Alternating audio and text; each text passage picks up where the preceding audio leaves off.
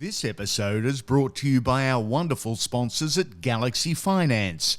Call them on 1300 91 7740. The great ones, they're different. They really are. Not better, just different. Sure, there's a physical power, a mental strength, a complex but resolute constitution too. There's a whole lot more than just the measurables. That's something else, that intangible. It separates us from them. Welcome to the Legends series on Andy Raymond Unfiltered.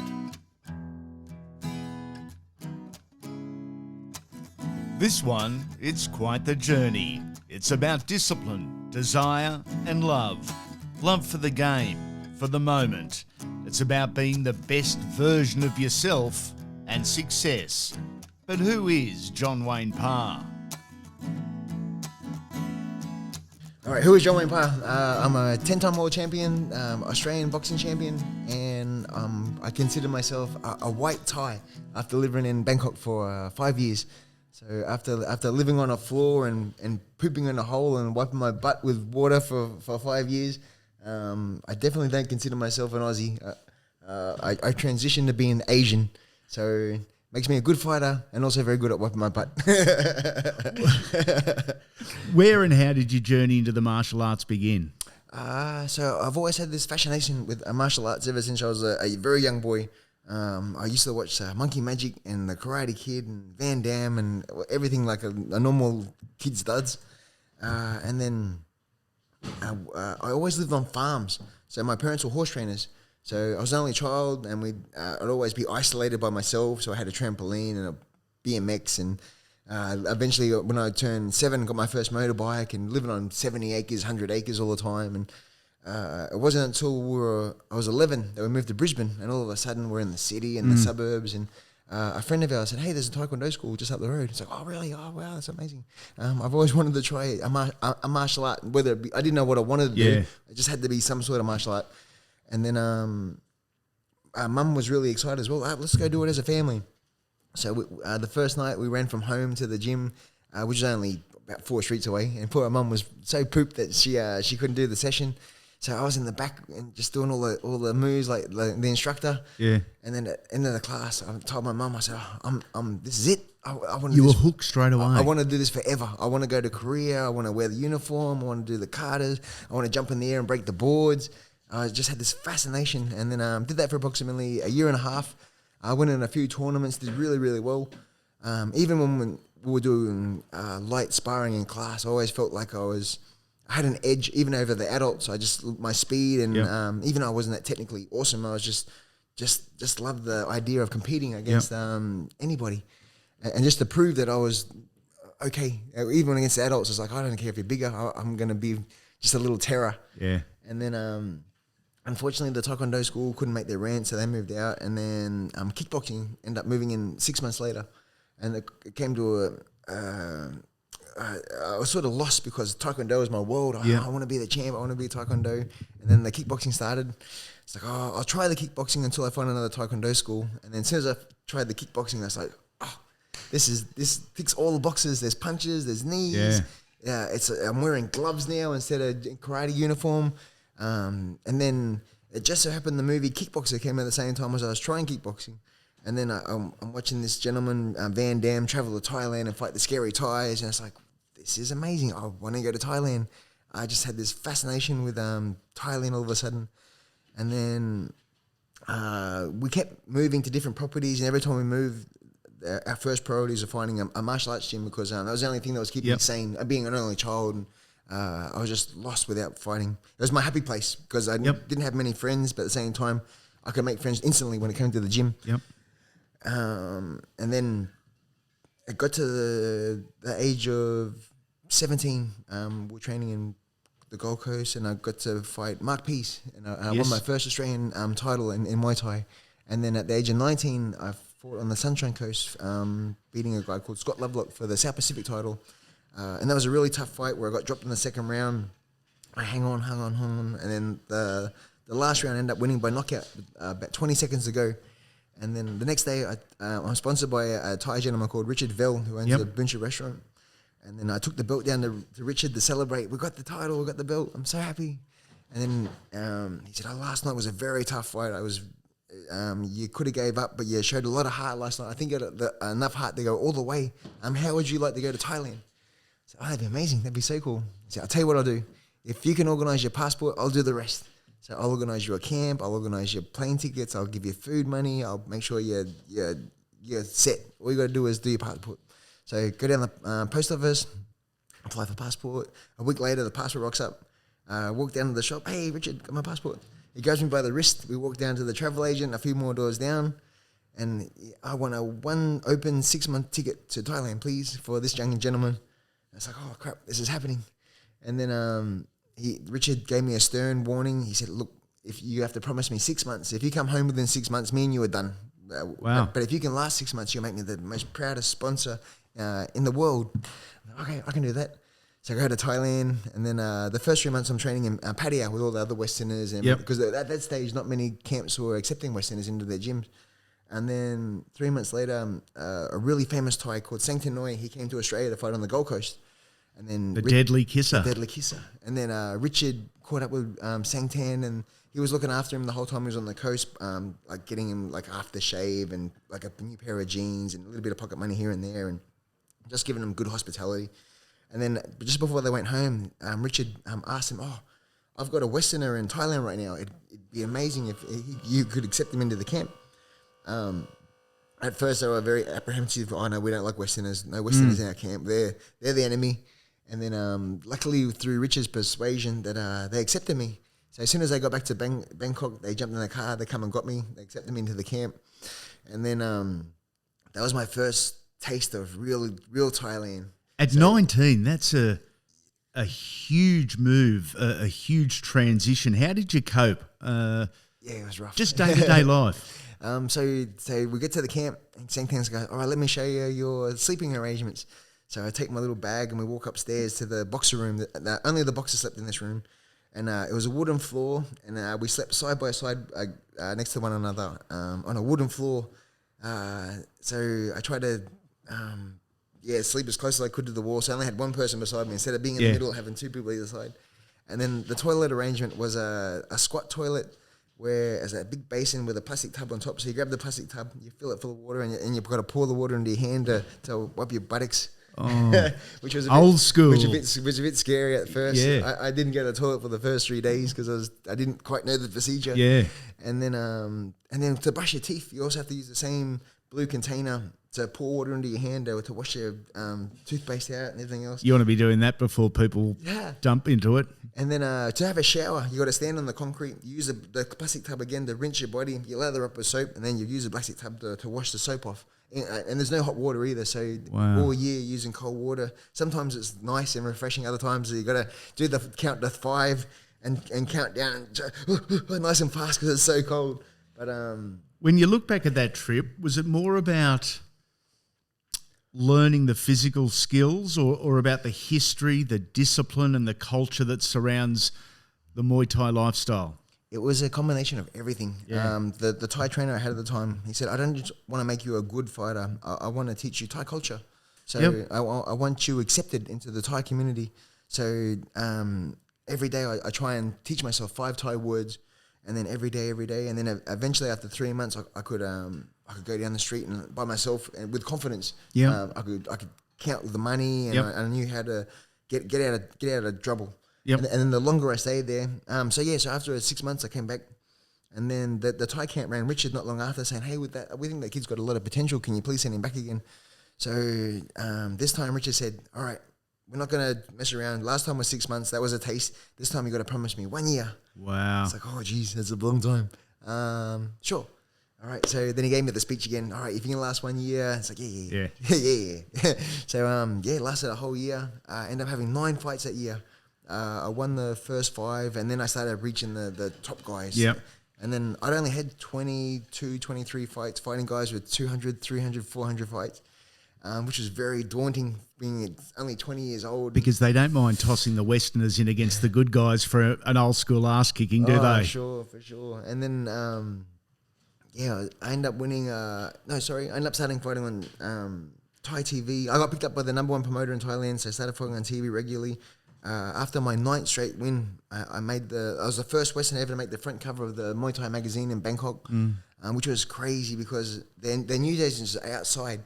So when you go down the street, wherever you look in a car or if you're driving through the Bangkok, you could just see the magazines all over everywhere. And it's like, this is the dream. This is so crazy. For those listening that aren't familiar with Muay Thai, a Muay Thai champion in Thailand is held in probably the same esteem as a state of origin captain or a cricket opener in Australia. I mean, they are huge over in Thailand. Yeah, back in the 90s, especially when it was the golden era.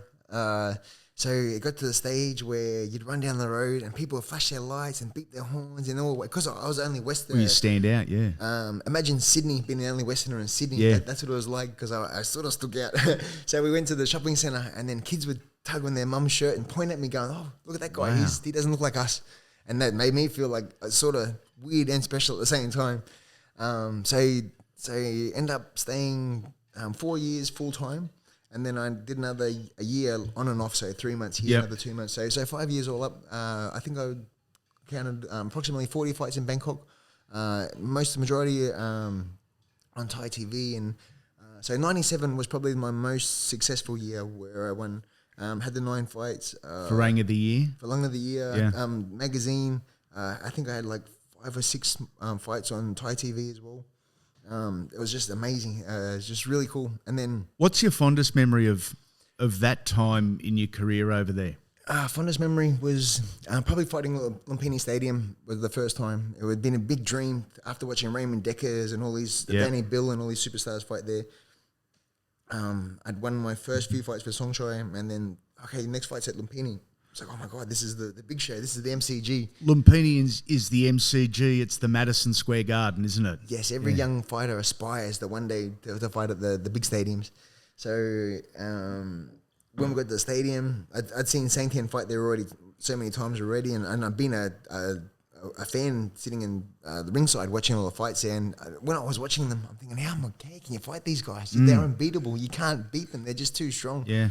And next minute, I'm boiling up and getting ready. And then it's different in Bangkok. So in Australia and Western countries, they have a song and you walk out and all the lights flash. But in Thailand, so when one fight starts, the next fight's already prepared and sitting at the corner. So as soon as the fight before them's done, as they're walking down the stairs, the next fighter comes straight up. It's just fight after fight after. There's no show, there's no entertainment. It's just fighting. Yes, it's equivalent to horse racing here in Australia. Yep. There's no razzmatazz. Everyone's betting on the fight. As soon as the bet's over, they're off. Next one's up, and then the bets start again.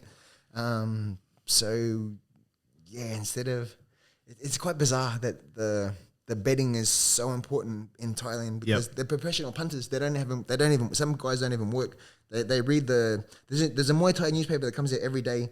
They tell you the results of, all right, this guy's fighting tonight. Here's his last 5 fights. It's like the Saturday form guide, isn't it? Exactly. Yeah. You can read his last results, or he's won his last 3, or this and that, and they even have discrepancies in the weight division. So they might give a guy an extra 2 pounds advantage, and it's like it's quite interesting. If you're enjoying Andy Raymond Unfiltered, the Legend series, we'd love for you to go to Apple, Spotify, or wherever you're listening and subscribe to the podcast and give us a 5-star rating and review. Best weekly review wins an Unfiltered Trucker's hat. Mate, we'll check the list off as we go, but it's a story interlocked by Muay Thai, a discipline. It's knees, feet, elbows, hands, but it's more than just a sport. For the Parr family, it's a lifestyle. Is that a fair call? Oh, for sure. We've got the gym in Burleigh Heads that we're running for the last 20 years. In 2002, I was very lucky to get the opportunity to travel to Las Vegas to teach and train and fight. And then I remember one of the first or second days, I was looking around the gym and all these posters of this girl with all these trophies and belts and medals. It's like, who's this chick? She's rather hot. And then, she's fighting on the same show as you in 4 weeks. She'll be here tomorrow. And then this girl walks through the door. No, we met at Master Toddy's camp. I'd been down the strip in Vegas on Sunday, and been walking through the casinos. And then when we got back to the camp, Angie was already there. So I remember that she said hello, and I hit it with the old g'day. And nice. once I hit it with the g'day, good. It was pretty much the spider had caught the fly by that stage. Yeah. Lovely young innocent girl at the time, Angie Rivera. At the stage, she was the most famous female fighter in America. Yeah, so she had very accomplished. She had just won at a males and females. She was the fighter of the year for Inside Kung Fu magazine, which is a big deal in America. Can she still kick your ass? Cooking wise, yes. Yes, okay. There you go. Anyone that does the cooking in the house, they have priority. So even if I'm winning, she ends up winning somehow. Even if I win, I lose. The kids are into it. Your eldest daughter, Jazzy, just loves it. Yes. So Jazzy's had 26 fights now, and she's been, at the age of 17, she's already fought Thailand 3 times, England twice, and Canada once. So she's seen the world for free doing something that she loves. So it's just amazing to see the kids, especially Jazzy, for considering she's been to Thailand. She goes to the camp. She loves the Thai lifestyle, loves the Muay Thai. And then she's just, every time she wants to go back, it's like, I don't know what happened. I'm so satisfied to have one of your kids walk in your own footsteps. Yep. It's like, this is crazy. I hope you get into the sport, but the idea of you going to Thailand as well, like I did, that's mind-blowing. The spiritual and emotional side of Muay Thai, can you explain it, just how much that part of your journey means to you? Yeah, so especially being in Thailand for so long, you learn the Thai culture, and it just helps to have every single element covered. So if you can train as much as you want, but unless you have the big guy on your shoulder when that bell rings, it definitely helps. So one of my traditions is I like to pray the night before my fight, because I'm a bit worried that if I do it on day of, it might not be a next day delivery. So I've got to do it the night before until it arrives on time. I don't want my prayer to arrive late. So I pray the night before, and the times I forget, I freaking lose. So I know it's something there, because I was like, shit. And then I lose. It's like, oh no, it's because I didn't pray the night before. But when I pray, I know, it's rough. So you're superstitious as well? In that respect, and then Richard, because being a Thai as well, he's taught me the Thai culture about we do a dance before the fight start. And when we do it around Muay, he taught me that you always ask for permission from the earth, the wind, the fire, the water, and the fifth element is your God. So you're asking for your permission from the gods, and you're asking for permission from your camp, your sparring partners, your trainers, every single person that's helped you prepare.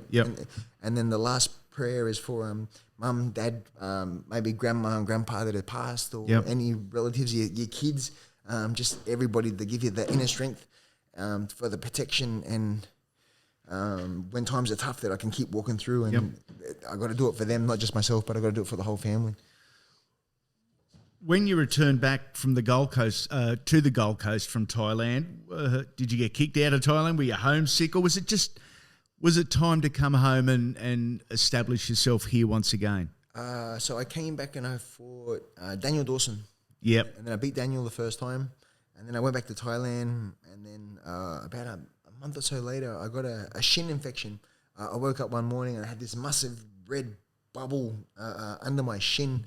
It was protruding out of my shin, approximately about 5 or 6 centimeters. Jeez. And then I showed my Thai trainer. I said, "Oh, something's wrong with my leg." He said, "I know exactly what this is. We better go to the emergency now." He said, "Oh, this is probably going to hurt." I went, "Oh no." So we go to the ER, and then the nurse comes out. She looks at my shin. She goes, "Ooh, this is going to hurt." I'm going, "Oh, can everyone stop this stain? Can everyone get off my nuts?" and then the doctor comes in and goes, "Oh, yep, looks like you got an infection. We're going to have to lance it." It's like, "Oh, no, that sucks." And he goes, "Oh, because it's so protruded and so swollen, we can't put any local anesthetic in it, because it won't work." So, but the good news is I got some freezing like spray. So then the spray will numb it, and then we'll lance it. All right, so it's very cold, so I'm going to do it on the count of 3. So 1, 2, then he lanced me before I was ready, and he got me. So they had my leg on like a trough with steel corrugated, so the blood just went straight into the trough, but it was bubbling out like a fountain. And I'm sitting there clutching my leg, going, "Oh, this sucks." And were they right? Did it hurt? Yeah, they were right. And then I had to get it cleaned every day and get it what do they call it, the dressing and the packing, everything else for about a month or so, and I wasn't allowed to kick. And then I remember the first day after I got my shin lance, 6 in the morning, the boys are kicking pads. It's like, I'm not allowed to kick for 2 months. There's no way I can stay for 2 months and not do nothing. And so I went downstairs and I told Sangten, I said, look, I've been here 4 years. Things are amazing. I don't want to do this, but I think it's time for me to go home. Yeah, something's telling you, isn't it? Yeah, and then he sort of looked at me and he gave me the cold shoulder. I didn't even say nothing, just turned his back on me because I was one of the main forms of income for the camp. So even though I was living for free, eating for free, and training for free, after every fight, I'd give him 50% of my prize money. And at that stage, I was making, say, 20 to 30,000 baht a fight, which is about 1,500. Yep. So you have that. That's like 2 months mortgage for the rent and food for the camp and everything else. So for me to go home was a big deal. Yeah. And they were quite upset. But I was at that stage, it was like, I just got to go. So luckily for me, through my sponsors, we helped set up a gym in Mermaid for about 5 years. And not knowing what I was doing either, it's like, I need a gym. Yeah. The only way to hit the gym is teach classes. Yeah. And then it was like one of those vicious circles where if I don't teach classes, I don't have the money and I got nowhere to train. So I learned how to teach as fast as I could. And then, as the old saying, if you build it, they will come. And before I knew it, I had like 40, 50, 60 students. And then I started attracting fighters like Paul Briggs, Shannon Forrester, Sam Harvey from Adelaide. Yep. We had a really good bunch of guys all within 6 months. And then within that time, we would become one of the strongest gyms in Australia by that stage too. Because let's say we had 5 boys in the fight, we'd had 5 fights, 5 wins. Next show, 4 fights, 4 wins. So we're dominating wherever we went. But it was just, it was a really fun time. And then after that, we moved to Burleigh 2006, and I've been there ever since. And since then, it's been going so good. We're very happy. You mentioned Daniel Dawson. Some wonderful and thrilling rivalries for you over the years. Multiple fights with Dan Dawson. Scotty Bannon, Chopper Chapman, Bruce McPhee, Michael Zambides, throw in Alex Tui as well. What a golden era for the sport in Australia. That will be extremely hard to beat ever. Yes. Before the influx of the UFC too. So back in the old day, I think it was Tuesday night was Muay Thai night. So for 10 years we were building stars, and then people were keeping regular tabs on who was coming up and who the stars were. And once the UFC sort of dominated, then the magazines stopped printing, the shows stopped airing, and then it was just MMA. Yep. So then kickboxing got the back door. But luckily for me, one championship has come on the stage, and I started a promotion in 2012 called Cage Muay Thai. After watching UFC so many times and just having a desire to want to fight in the cage, so I decided to do Muay Thai rules. So MMA gloves, Muay Thai rules. As soon as you fall over, you stop, you stand back up, you start again. And so we did 10 shows of that, which was really, really popular. And then this company in Asia, One Championship, they've taken my idea and run with it. And it's lucky for me that they've signed me to the company now, and they're just killing it. They've got a free app, and they're getting close to 1 billion viewers per show. Jeez. It's amazing. With Asia, all through China, Singapore, Philippines, they're getting between 15 and 20,000 people at the events. It's just I'm so happy to be fighting for them and to be fighting on their cage Muay Thai. So I think it'd be rude if they didn't sign me, consider it was my idea. It was your idea to start with. What's your highlight or your fondest memory of that golden era against the guys we just mentioned? Ooh, so I got a funny one. So 2004, I get an email from Onesongchai saying, hey, we've got this massive 8-man tournament at Rizin Stadium, which is the equivalent to Lumpini in Bangkok. It's 100,000 baht to enter. And then if you happen to win, it's 1 million baht for the winner, a world title, and a trophy from the Prime Minister of Thailand. So I travelled to Bangkok, trained with Sangten for 3 weeks, not having any idea I was going to go okay or not. Ended up fighting a Russian, beat him on points. I fight the French superstar Skabowski. I stop him in the third.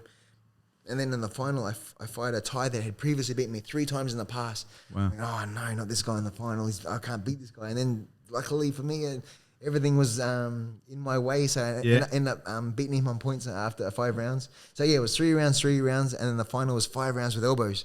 Oh. So, it was a tough day at the office. But I was lucky to win all 3. So I picked up 1 million baht, which is about 35,000 Australian. And then I had to give half to the camp.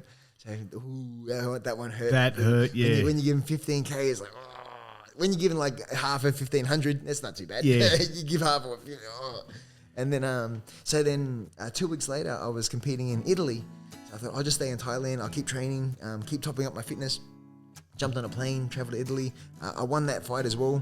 So then I came back through Bangkok, picked up all my gear. So now I've got a big novelty check, a world title on the shoulder, and a trophy from the Prime Minister and a trophy from Italy. I'm cruising down the airport by myself, going through the airport. Life's pretty good, yeah. Because the check's written in Thai too, all the Thai people could see it was $1 million baht, and they go, what is this? And then I arrived back in Australia, and then I get a phone call from Raymond saying, hey, you wouldn't believe it, there's been a pullout in K1 in 10 days. Do you want to go to Japan and fight in K1?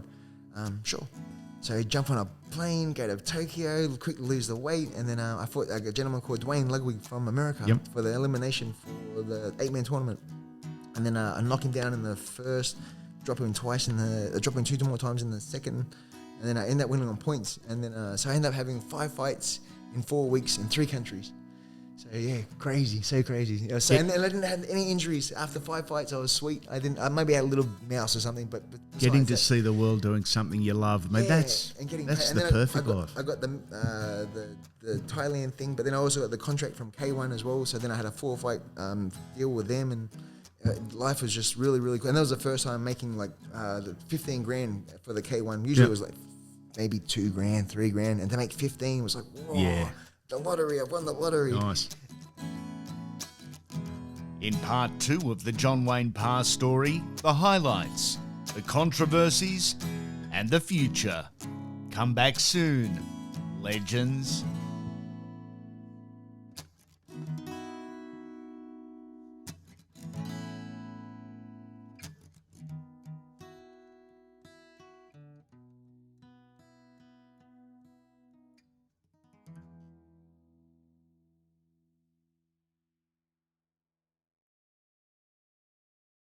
This episode is brought to you by our wonderful sponsors at Griffin Air Conditioning. Visit them at griffinair.com.au. Welcome back to Andy Raymond Unfiltered, the John Wayne Parr story. In part 1, we chatted about the early years, his transition from farm boy to global fighting superstar, and the golden era. The story continues. We've known each other for 20 plus years. I've always considered you, amongst other things, very positive and very self-driven. Is that the real John Wayne Parr? Oh, for sure. Yeah. So when I moved back from Thailand in end of 99, I got no trainer. So for the last 20 years, except for when I was boxing with Rod, I've pretty much trained myself. Yep. So if any fights pop up, I'll ring my friend Kevin in New Zealand. Hey, can you fly over to Australia for 4 weeks and help me prepare for this fight? So I'll prepare for the first 6 weeks by myself, and then the last 4 weeks I'll top up with him. And because he's living at my house, he can't escape. So every morning, every afternoon, I know I've got my pad holder then. Yep. The first 6 weeks of a camp is fitness, it's road work, it's getting the fat off. Yes. And the final 4 weeks is fine tuning. Normally, isn't it? You know, topping up. Yeah. Yeah. So I was, and then every day, so 5 days a week, I usually run 18 Ks a day. So I do 12 in the morning, 6 at night, times 5 times, and then times that by 10 weeks, it works out to be nearly 900 Ks before a fight. So deep down, I know that I've done the road work, and I know I'm fit and strong. Yep. I know that I can go flat out from the first to the last. And then with all my fights, I'll watch I'll try and pull up my opponent on YouTube. I'll make my own game plans. I'll tell Kevin or whoever's holding pads to me, okay, I need you to do this for me. Yep. And then so far it's worked. I don't have a manager. I don't have a trainer. I've got no middleman to pay. And then so far it's been successful. I've ended up winning 10 world titles since. So it's like, it's going okay. 10 world titles. Does one championship or one victory stand out above the others? It's going to be up there. I've actually talked to Mr. Chatray, and then I was explaining to him that I'm currently on 99 wins. So my first fight for the company, I'd love to try and get that finally cross that, get that 100. And he said, well, why don't we make it a double whammy? And why don't we try and go for the 100th win plus the world title? It's like, that sounds good to me. So fingers crossed. Hopefully I can come back, have my first fight for the company in December. Just to prove to myself after hip surgery that I can I can be a role model for people that have any hip problems, or not to be afraid that life can go on after such a big operation. The Contender Asia in 2008, it was a made-for-TV competition. You made the final against Onesongchai, a legend in Asia, whose nickname I love, the boxing computer. Your wife was pregnant, your dad had just been diagnosed with terminal cancer, and you were dropped twice before rallying late. You lost by decision, but many would argue that was your finest moment. Yes, that was probably one of my proudest moments as well, because you never know what's going to happen when you get hit on the chin, how you're going to react. You can either stay down or get up and fight as hard as you can. And then luckily for just having Dad so sick, it was just my determination that I didn't want his last memories of me being stopped. I really wanted to make him proud and to try and to win. Just because it was $150,000 US to the winner and the Contender world title belt. Yep. So it would have been amazing for his last memories to see me win. But I fought as hard as I could. I was lucky to make the 5-round decision.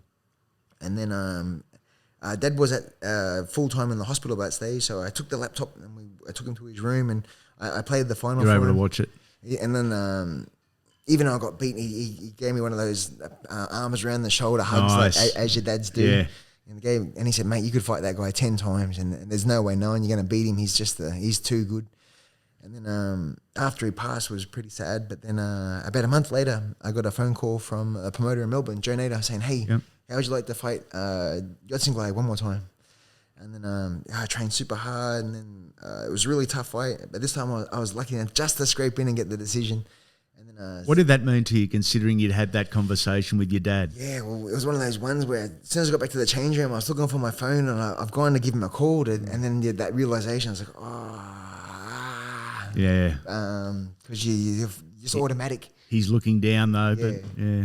So in that respect, it's like, deep down in my heart, it's like I did it. I just looked up at the heaven, just letting him know, like, that one was for you, Dad. You said I couldn't, but I did. So mentally, how do you deal with out of the ring issues and concentrate solely on your job between the ropes? Because that's a talent in life, not necessarily in fighting. It's a talent in life that not a lot of people possess or perfect. Obsession.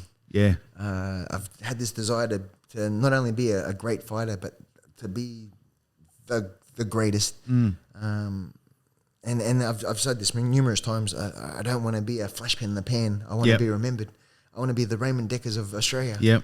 I want to be the guy that the young kids come up in the sport that they want to YouTube before they get into the ring, to give them inspiration. And then hopefully once I pass it, that I'm still that guy. Yep. To be the Muhammad Ali, to be the guy, the example. Yeah, I want people to hopefully go to Thailand and experience the not only the sport but the lifestyle of just waking up, training, cruising, just getting in the ring, testing yourself against a proper fighter, and then to have that experience of having your hand raised in a different country, and the joy. Yeah, it's such a satisfying feeling. I think most of us fight fans enjoy the UFC. However, it's really taken a dominant position on the combat landscape to the detriment of the other disciplines. Do you think boxing, kickboxing, Muay Thai, even basic forms of jiu-jitsu or Taekwondo, have they all suffered because UFC is the big show? I think so, but very luckily for myself, with one championship, they've opened the door for not only Muay Thai fighters but other strikers. Yep. So they've incorporated the cage Muay Thai, but sometimes they can't use the cage, so they still use the ring. Yes. And that they've got the world's elite from every part of the globe. Sometimes they're fighting in MMA gloves, sometimes they're fighting in boxing gloves. And it's just giving us other strikers outside of the MMA an opportunity to shine. So luckily for me, I'm signed with them, and they've offered me the biggest prize money that I've ever been offered in my whole life. They've doubled everything I've had in the past. So I'm so fortunate at 44 to still be given these opportunities and still given a platform to represent Australia on the world stage. Around the same time you were promoting cage Muay Thai, as you mentioned, your daughter Jazzy had her first fight. To say it caused a stir is an understatement. what are your memories of what was, probably a controversial period in your life, and a period that there was a lot of fuss and you couldn't see what the fuss was about? Oh yeah, it was rough. So at the age of 7, because we were in the gym, Jazzy's at the gym morning and night, and then she started training when she was 7, and then it's just fun, just training your daughter and just holding pads and seeing her smile and seeing her achieve things that you never thought you think she'd achieve. And then she said one day, "Hey Dad, we've got the show coming up in a few months' time. Can I fight on it?" I was like, "Oh, I'm not sure. Yeah, maybe when you're 8, let's fight. Let's get back to when you're 8." And then on her 8th birthday, she goes, "Ta-da! I'm 8. I haven't forgotten." Yeah. It's like, "Oh no, you again." Yeah. So we had the fight coming up very shortly. So I thought, I know what, I'll ring the Gold Coast Bulletin and I'll see if they do a little story. So just so Jazzy has a little snippet for a scrapbook, something from her memories, how cool that be. So they come and did a little story. We did a photo shoot, and little Jazzy's having her first fight, and it was a really cute story. It was really cool. And then they said, "Do you mind if we come back to this? Can we come to the show and do a follow-up story?" That would be awesome. Yeah. That would be amazing. "Do you mind if we bring Channel 9 with us?" Perfect. This is awesome. This is so little Jazzy's a star. And then, so Jazzy had a fight, and then the first round was a bit tough. The girl was kicking her leg, and they got shin pads and headgear and big gloves and the whole business. They are well protected. Yeah. The doctor's there. Both parents are in the corners. So Jazzy had a rough first round. Started having a little bit of a cry, as you do. Come back at the end of the first round. "Jazzy, where's your checks? Got to start blocking those kicks. And you want me to stop it? No, don't stop it. No, I got this. Comes out second round, wipes her tears. Next minute she starts checking and teeping and just fights like a little champion. And then end of the fight, both girls are awarded a draw. And then the crowd was so happy with the performance that, you know how they throw $10, $5, $10, here's a bit of change.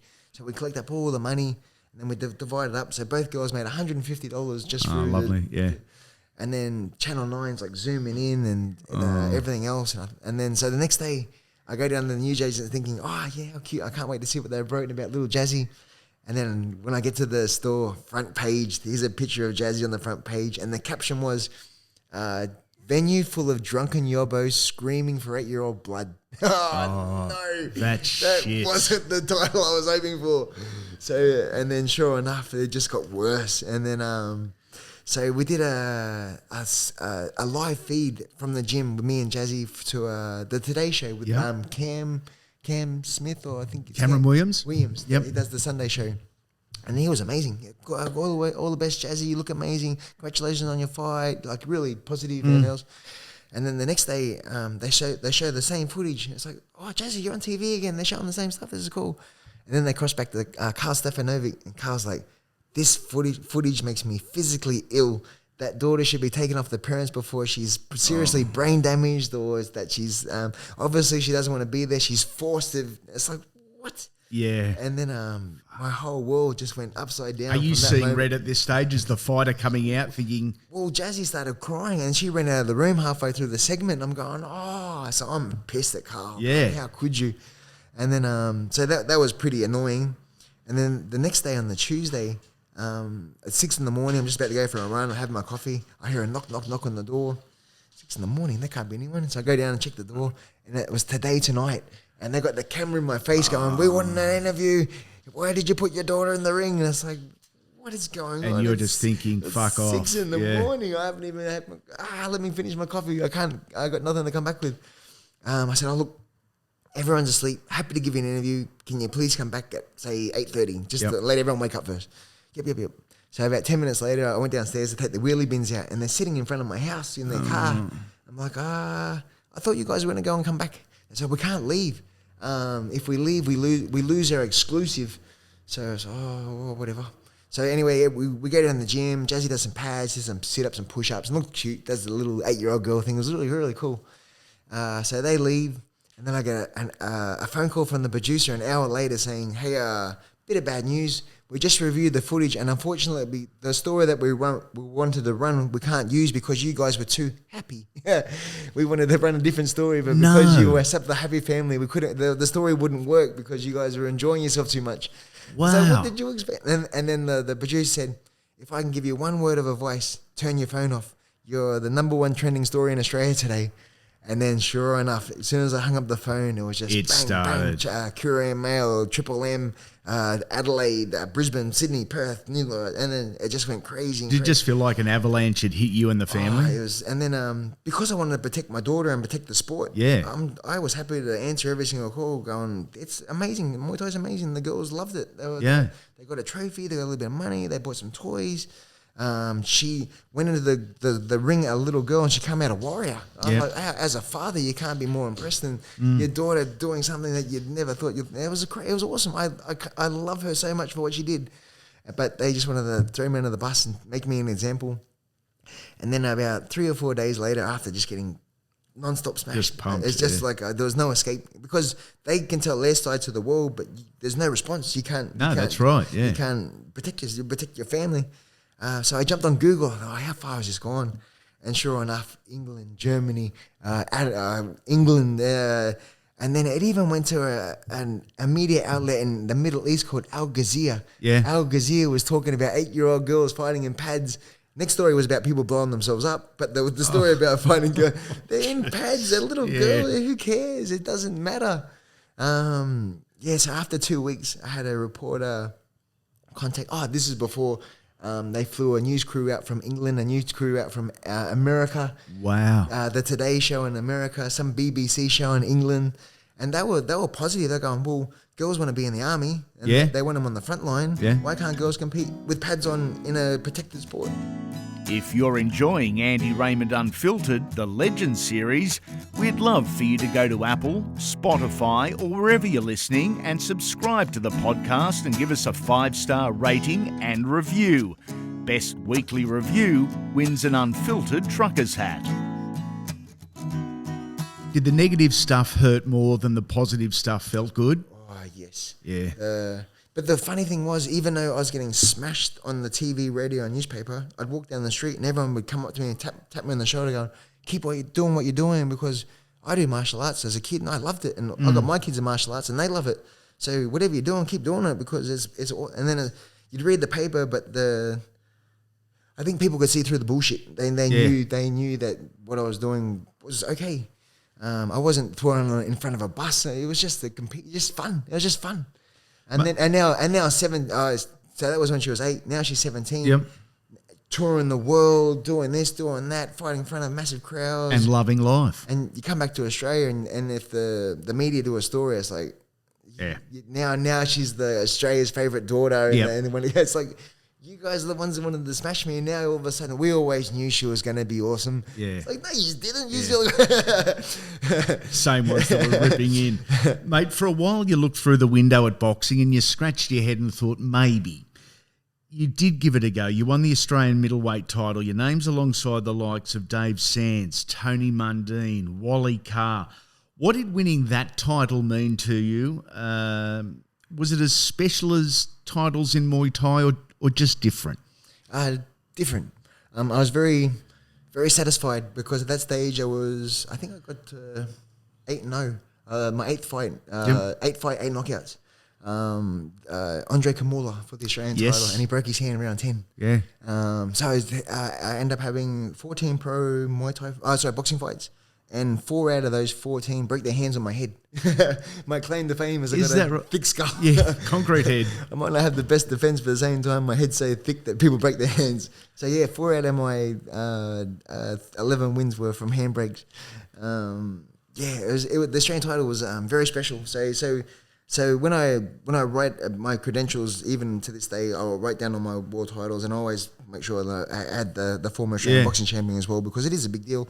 I'm proud of my efforts in the boxing, and I just felt like with the Muay Thai, I was traveling the world, and with the boxing, I was sort of stuck at RSL clubs. Yep. And it's like, wow. That's a legitimate call too. And then in Muay Thai, it's such a younger crowd that when you're fighting, like you'll see people standing on their chairs screaming and yelling, and you feed off their adrenaline. Yeah. And then in the boxing, I felt like I'd have a guy in the corner and unleash like a 20-punch combo, and while I'm wailing away, I could hear knives and forks on the people's plates eating. It's like, this different is demographic. It was so just a different energy. Even the as much as I love boxing, the judges and the referees, like the guys here in Australia, they're all 50, 60, 70, and they're following you around the ring, and it's just that everyone seems so much mature. Mature, that's the nice way of putting it.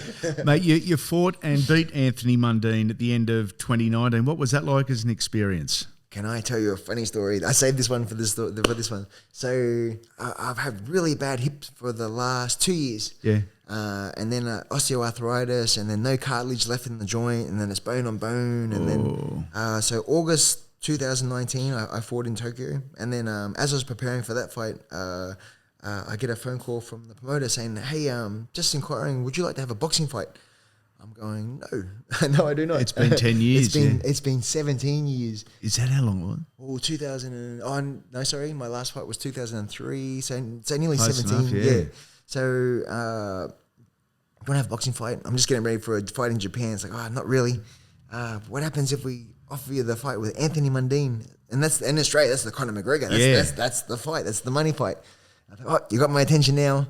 So, funny thing, that 2 weeks before they got offered for the fight, I took my young fighter Ben Marnie down to Brisbane to do some rounds with Mundine as he was preparing for Jeff Horn. And then Benny looked amazing. Benny's had 40 Muay Thai fights, about 5 or 6 boxing fights by that stage, and he was doing really well against Mundine. And then that gave me confidence after seeing how bad Mundine looked against my guy. Yeah. Then they offered to ring me up and said, hey, do you want to fight him? I was like, yes, I do. Yeah. Yes, I do. How much? Yeah. So it was if it was the Mundine that was fighting the Eccles and the Sven Otkes and those guys, no, I dare say I wouldn't have been able to touch him. But now he's a little bit older, and like I was saying before, that I studied his form guide, and he only had one fight for the last one a year for the last 4 years. So I knew I could back my confidence with my fitness. I knew my fitness would be my advantage. Yep. So we took the fight over 10 rounds. But then my hip was so bad that I was so relieved that I didn't have to kick for 10 weeks in the preparation. Yep. But I got warned. So after my kickboxing fight in Japan, I got an MRI, another update, another cortisone injection. And then they're telling me, your hip's done. Like you have what's known as bone edema. So my bone marrow was swelling inside my femur head, and so the bone marrow was pushing against the bone from the inside.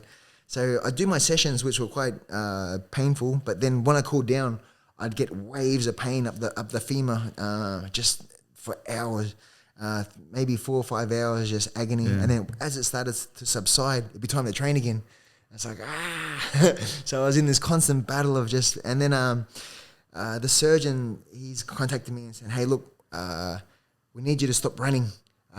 Your femur head's so brittle right now that there's a chance that while you're running, your femur head might snap on one of your runs.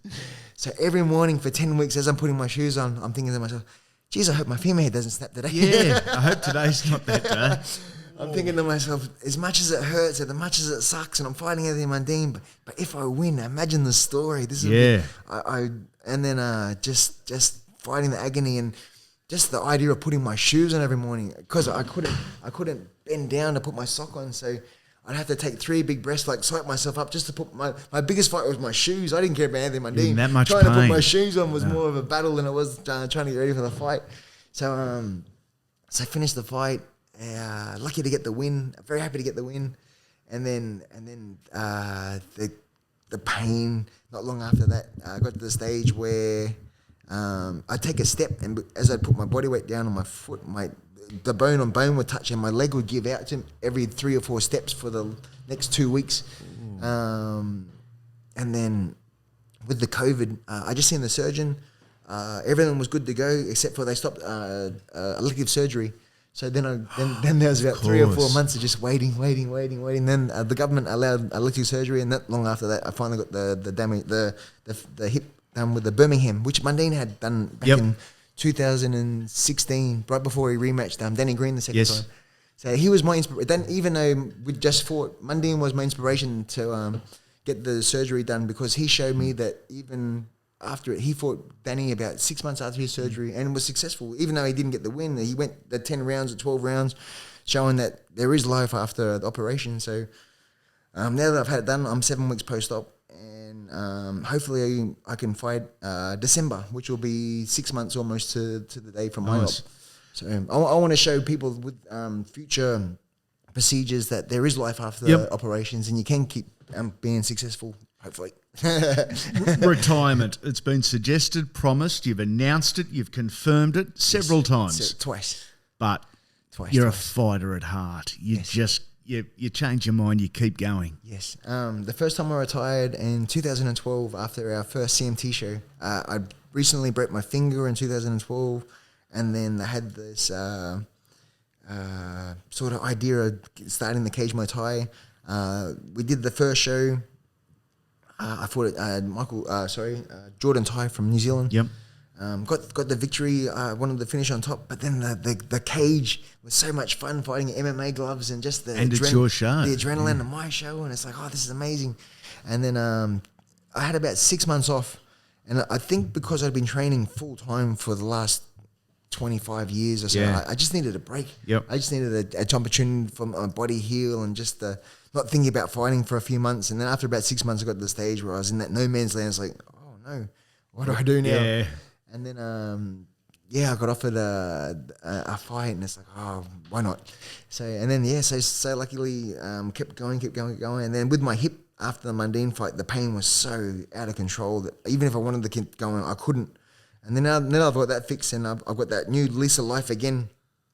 So just before the surgery, I took my one of my students who's now going out with my daughter, Lockie, to Singapore to fight, because he got signed with one championship also. Yep. So I took him over to Singapore. He fought Same, and I got to meet the promoter for the first time, Mr. Chatrai. And he was such a nice gentleman. He's a Thai as well, so I could speak Thai to him. And he was saying what a big fan of my work, and how he loved my aggression and loved my boxing style, and liked my excitement. What would you do if we offered you a contract? Then, oh, geez, I don't know. I think I'm done. And when they offered me double of the money that I was offering before, it's like, oh, you definitely got my attention now. Sure. And now that I've had the surgery, I just feel like I'm 20 years old again. So I'm excited to make waves. They're probably the biggest show in the world right now, outside of UFC. Actually, Forbes magazine did a recent a segment where they listed the top 10 influential companies around the world. ONE FC was one. UFC was 5, and one championship was 4. Wow. So it's a big rack, isn't it? The demographic or the Asian audience, they have a much larger fan base. So it's like, that's amazing. I fight for a company that's bigger than UFC. That's huge. So your journey isn't over, but what would you change? What would I change? Yeah. Oh, geez. I don't think I'd change a thing. I love that answer. Yeah, I'm so happy. I could not have dreamt of the opportunities and the people and the memories. I'm so happy that I've got to achieve so many things that I never thought I could achieve. And just the fact that I've turned what I love doing into a profession where to make money is a bonus. Yeah. Like even if they stop paying me tomorrow, I'd still be doing it no matter what. I'd still be training. I'd still be competing. Just just hanging out with the boys and just sharing sharing a sweat. It's just an amazing lifestyle. I couldn't think of anything else, and I'm so lucky to be where I am, and I got no regrets at all. Best of luck with whatever's next. John Wayne Parr, you, sir, are a legend. Oh, stop it. A new episode of the Legends series drops every Tuesday and the weekly Wodge every Thursday. Subscribe to the podcast wherever you're listening and follow us on social media at The Andy Raymond. Then you won't miss a thing. Come back soon, Legends.